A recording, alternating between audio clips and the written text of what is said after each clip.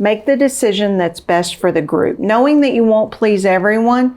But when you keep the decision away from what's best for you as an individual, 9 times out of 10, you're going to make the best decision.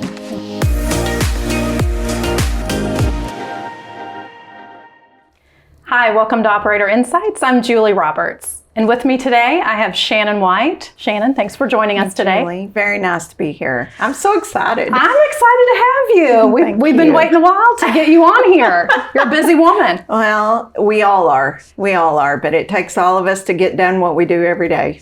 Well, I want to today spend some time with you on the topic of leadership and revenue cycle. I love it. My 2 favorite things. It is a topic that I know that you are very passionate about, and really focusing in on a couple of things related to leadership. Really, managing up is one of those topics, and managing others, right, kind of around you. So let's just jump right in and kind of talk about, what does the term managing up mean? Yeah, I think that's a really great place to start, because I think for me, there are 2 definitions of managing up. So if you don't mind, I'll take you through both of them.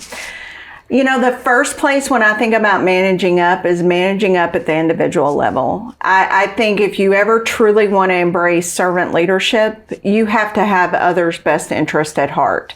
And so by managing up at the individual level, for me, it means, how do I make that individual successful every day? And sometimes that comes through what you're going to hear me say, straight talk. And that leads into the trust factor, and it's a journey to get there.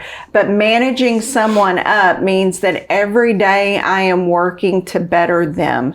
And that's not just when I'm with them. That means also when I'm not with them.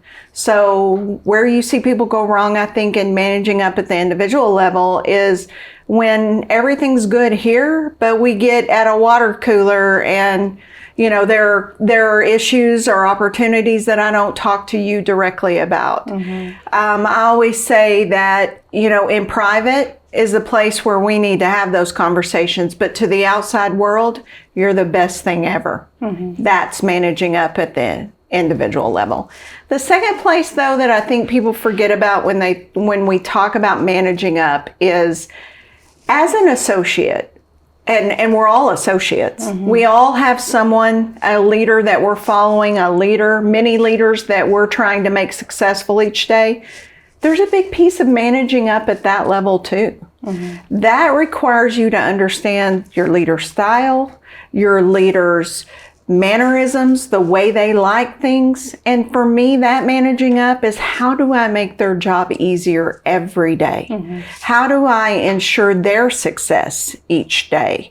Not my success, because my success will come through their success. Sure. And so to me, those are the 2 different versions of managing up. Yeah, I think that's a good basis to kind of start the conversation of, how do you do those things, right? Like, do you feel like a lot of it starts with a connection, an organic connection? And I know this is a topic that you love to talk about, authenticity. So tell us a little bit about that connection with managing up and managing those around you. Yeah. Let me start by saying, first of all, I love leadership and I love revenue cycle, but I am not perfect at either one of them. So let's start there. And I think I'm pretty self-aware, so that starts the vulnerability, right? Which is, when we think about authenticity, I think it starts with you being vulnerable. Right. And then if you allow yourself to be vulnerable, knowing that, yes, that puts you at risk for hurt. I mean, let's just be real for a moment. Not everyone's going to embrace that. That is true. Not everyone's going to love that. Some people are going to be scared by that. But that's their journey. Your journey has to be true to who you are. And so I think when you think about where you want to find yourself, and again, knowing that you're not perfect and knowing that you have to make course correction in your own personal journey, it's being true to who you are, understanding the things that you need to work on, understanding the things that you could do better. I think it's very important in leadership to admit when you're wrong, to admit when you have went off course. We all do it. And helping that person understand that you have their best of intent and their best at heart. That's where people get scared. I think that's not for everyone. I think people have a past. We all do. Some of that past includes some rocky times and some folks getting hurt. But again, helping them along that journey. So for me, authenticity is about staying true to who you are, but recognizing there are points, as we all have, that we need to constantly be working on to refine.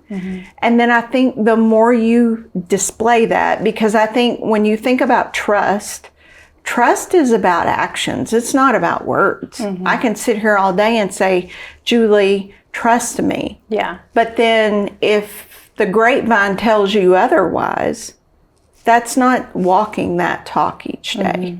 So, but I think it's reciprocal too. And I would be amiss if I said having a mutual respect for each other and having trust that's reciprocal is essential. The last key element is you have to be aligned to the same vision. If Julie's about Julie and Shannon's about everybody else, or vice versa, we're clearly not aligned to the same vision. So it's going to be hard to be authentic with each other, and it's going to be hard to earn trust with each other. When I hear you say that, I think about those folks that may be in mid-level leadership, or maybe they're in executive leadership, right? You know, what advice would you give to them if they are struggling to make that connection, right? Like, it involves time. Yes. It can't be done overnight, but what advice would you give to them to start small, to begin to make an impact? Yeah, great question. You said it best. It takes time, and you have to want to give that time. Yeah. And sometimes it doesn't only take time, but it takes an incredible amount of patience. If I had, probably $5 for every time I've said, I just want you to be more. I just want you to see what I see. And then realizing that that person's not there yet in their journey. And I can't force that. Right. That's a place where they have to find themselves. So time, the willingness to give that time, right? That's got to come from here. You can't force that. So advice, your title doesn't mean anything. Right? So don't pull that card. Don't say, hey, I'm the president. Hey, I'm a director. Hey, I'm a VP. I said so. Boy, that takes everybody back to their childhood. Right. And no one wants to hear that. So it's about helping them understand their personal journey, but also the professional journey. Sometimes folks will say, Shannon, you spend too much time in the why. I don't know that that's possible. But maybe it is. And that maybe you need to spend more time in the what. Yeah. I can see that, but I also don't think you start with the what. I think people want to understand the why. Why do you want to invest in them? Why do we feel like that they could be the next director, the next AVP? The last thing I would say is you're not going to be for everyone. And that's probably the biggest piece of advice that I need to give. And that's going to hurt. That's going to hurt right here. Sure. Right? And you're going to feel like a failure, and you're going to feel defeated, and you're going to feel like, what could I have done different? And I don't want to take those emotions from that person, because I think we always have to be developing our style around the styles we meet. But there is a simple reality that not everyone is in the same place that we are, and not everyone is ready for what we have to provide. And mid-level leadership, that's hard. You're really getting exposure to that for the first time. I wish I could tell you it gets easier and you get more numb to that, but it doesn't. Not if you truly are a servant leader. Well, you touched on servant leadership, and that's a big topic for us here at Ensemble, in our core of who we are and what we believe. But tell us about how servant leadership is in your core, and that's how you lead your executive team and ultimately this entire organization spread out all over the country that drives what we do every day. Yeah, great question. And, I would just tell the audience, Julie, I've not always believed in servant leadership. I spent a great deal of probably my career thinking the opposite, which is, I said so, do it. We just got to get this done. We have so many things. I don't have time to baby you, etc. And what I realized, I think through maturity and through experience and just to be quite honest, very real situations, very difficult career exposure, that's not sustainable. That gets you the result for right then. So, my favorite definition of servant leadership is probably from Richard Greenleaf. And he says, servant leadership is the leader is first a servant. And I think what I learned through probably being a mom, through being a daughter, through spending too many years thinking only about me and how the world has done me wrong, is if I will give to others and I will put them first, that reward comes back to me threefold. And so it's just as easy for me to open the door for somebody. It's just as easy for me to say thank you. It's just as easy for me to try to lift off work from everyone else. Now, Julie, that comes with its pains too. Because remember, I'm not for everyone. And everyone doesn't know how to react to that. So you get two schools of thought there. One is, three schools of thought, I would say. One is, my goodness, I love this. I'm going to start, acclimating that through the rest of the culture, which is what we do here at Ensemble. But then you have the rare that are like, why does she care about me? Why is she pushing me? Why stay out of my business? She doesn't know me. Back off. And lastly, I would say the last school of thought there is, oh my goodness, I don't want to serve anyone else. I want to think about me. I'm entitled to this. I deserve this. And I'm not saying people shouldn't, to an extent, think about themselves, but it's not the first thought they should have. The decisions that we make as leaders are important. And the number one piece of advice, make the decision that's best for the team. Make the decision that's best for the group, knowing that you won't please everyone. But when you keep the decision away from what's best for you as an individual, 9 times out of 10, you're going to make the best decision. COVID was a perfect example of that. Yeah, tell us a little bit about that. Hard. Yep. Probably the hardest year of my career, without a doubt. I don't think unless you personally live through some of the choices we had to make and some of the things. And for me, I like control. I like knowing what's happening tomorrow. I like, just a variety of things. And when you don't know, and having to make decisions in that, there is only one place to follow, and it's right here. And that sounds cokey, and that sounds like, oh, that's great, right out of a book, but it's true. If you're faith-based, you're praying. If otherwise, you're leading with your heart. And how would you want to be treated? How would you, again, thinking about others before we think about ourselves? You know this. You worked 7 days a week, many weeks, for us to make the best decisions we could for the collective. My pleasure to do that, and I know several of us around the table, that was the right thing to do at the right time. Yeah. We didn't know. Absolutely. But yeah. I want to kind of ask you, you touched on earlier doing things for others, and it comes back to you, right? I'd like to know, and you don't have to give us a name, but throughout your career, you've been doing this for a while. You've mentored many people across the country. Tell us about somebody you're the most proud of. Again, maybe not by name, but and why that came back to you as being so impactful to that person or to your own development as a leader. Oh my gosh. You asked me that question and so many names went through my head for a variety of reasons. I will tell you the most proud that I am is the person that I ended maybe a relationship with that has not ended well, that 5 years later, 10 years later, finds me and says, I wish I would have listened. I wish I was at a different place then. You had an impact on my life. I have numerous ones of those stories.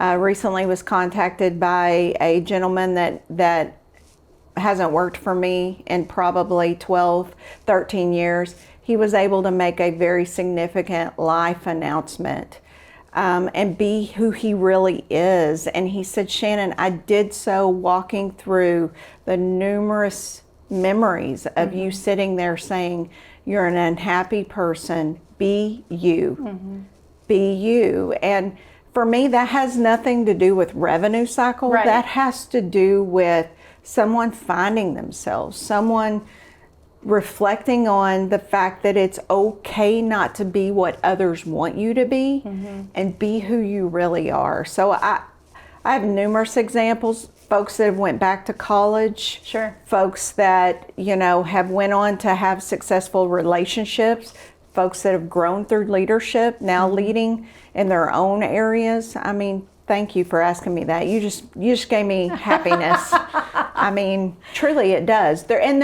There is no amount of money and no amount of title that can take the place of that, Julie.